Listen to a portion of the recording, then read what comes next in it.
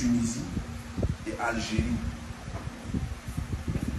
Il est question de quoi dans le cadre de cette mission? Il est question de que la CAF, qui veut obliger les pays, les 54 fédérations, à faire du professionnalisme, a édicté une cinquantaine de critères obligatoires pour postuler à une licence, si tu veux jouer à une compétition CAF ou alors une compétition nationale. Au retour de cette mission, je lui rends compte.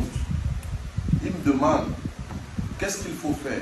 Je dis il faut informer les clubs, il faut réunir tous les clubs pour faire un compte rendu de mission et leur donner la documentation pour qu'elles puissent se conformer aux règles édictées par la CAF. Il me dit, ça te prendra combien de temps? Est-ce que tu peux faire une conférence de presse? En ouverture de championnat, on me donne une petite plage horaire, je fais une petite conférence de presse, une déclaration même. Et puis le championnat va se jouer.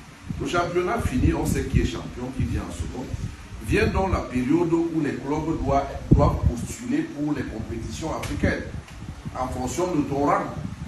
Il y a donc un club qu'on appelle Bamoutos, qui postule, qui décide de postuler pour la CAF.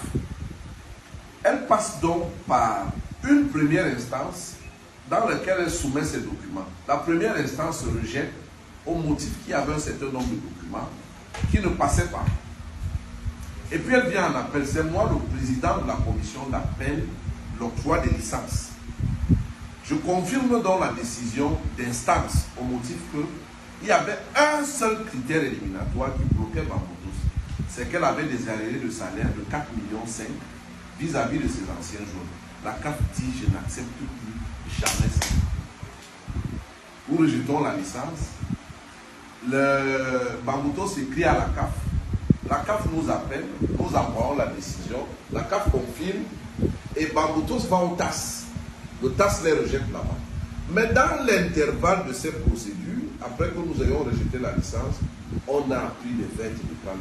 C'est Eto qui a refusé que Bamoutos aille à la CAF. C'est Eto.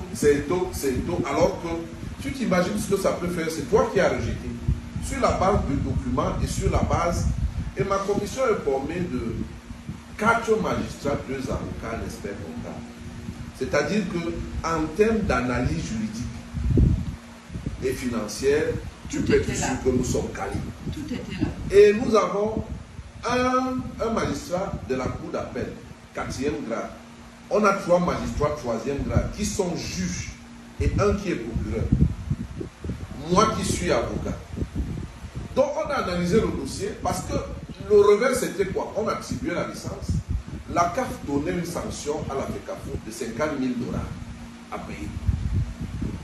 Donc l'objet pour lequel nous sommes partis en formation, en mission, c'était de ramener dans les bonnes pratiques. Mais on a entendu dire que c'est tôt, c'est tôt, c'est tôt, c'est tôt, c'est tôt. C'est-à-dire que quand toi tu as statut,